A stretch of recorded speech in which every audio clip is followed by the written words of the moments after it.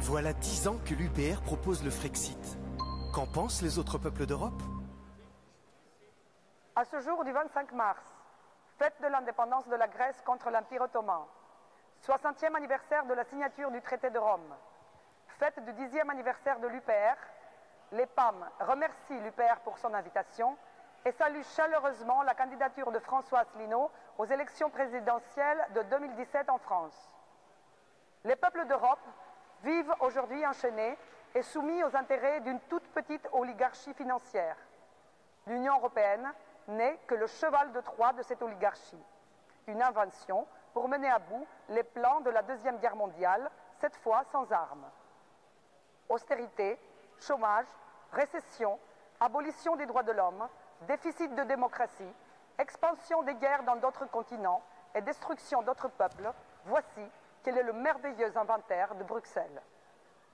Sous le diktat de Berlin et de Bruxelles, le peuple grec est aujourd'hui chargé à payer de son sang une dette illégale, illégitime et invivable, dont il n'a pas vu un seul centime, car la totalité de ces sommes a été utilisée uniquement pour sauver les banques, suite à l'économie casino et aux crises créées par cette même oligarchie. L'Union européenne a détruit la Grèce. Elle l'a menée à abandonner sa souveraineté nationale, à offrir aux créditeurs les fonds de caisse publique, de retraite, de santé, d'éducation. L'Union européenne a permis aux fonds spéculatifs d'expulser les Grecs de leur maison en rachetant leurs crédits aux 5% de leur valeur.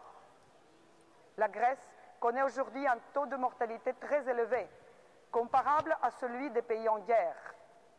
Et elle est, au niveau des investissements, à la même position que l'Érythrée, l'Ukraine, le Guinée-Bissau. Voici ce que l'Union européenne a apporté à la Grèce. La France n'en est peut-être pas là, mais elle n'en est pas très loin non plus.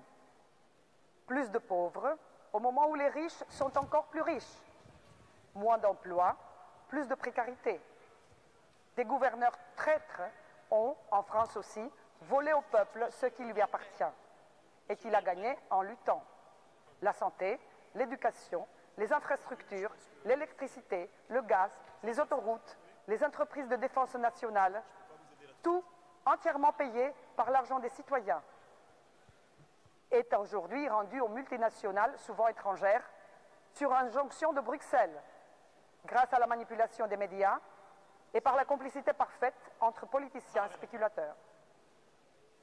Est-ce que tout cela peut changer? Oui. Les PAM, en Grèce, tout comme l'UPR en France, dénoncent cette situation, révèlent à leurs peuples respectifs la vérité et les invitent à prendre leur destin en main. Les PAM, tout comme l'UPR, souhaitent l'application des règles du droit international. Cela donne la possibilité à un pays souverain de dénoncer unilatéralement auprès de l'ONU une dette illégale, illégitime et invivable. Les PAM, tout comme l'UPR, souhaitent pour la Grèce et pour la France la récupération de la souveraineté nationale et le respect de la Constitution. Pour la Grèce, priorité de l'EPAM est une nouvelle Constitution. Les PAM, tout comme l'UPR, ont pour but le rétablissement de la justice dans nos pays, d'une justice qui sera la même pour les riches et pour les pauvres. La soumission de l'économie au peuple et non pas l'inverse.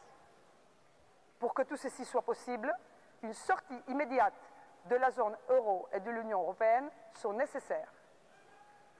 La candidature de l'UPR à ces élections présidentielles donne l'espoir, tant à la France qu'à la Grèce, que les peuples ne sont pas condamnés à périr au profit des intérêts de quelques-uns, qu'un autre monde est possible et que les choses peuvent radicalement changer de direction. Ce n'est peut-être pas un pur hasard que les célébrations d'aujourd'hui coïncident à celles de notre fête nationale, date qui a marqué le début d'une guerre de libération de la Grèce contre le joug ottoman. Les PAM manifestent aujourd'hui tout son appui à l'UPR et le soutiendra pleinement dans cette campagne. En 2017, c'est notre tour. Le Frexit par l'article 50.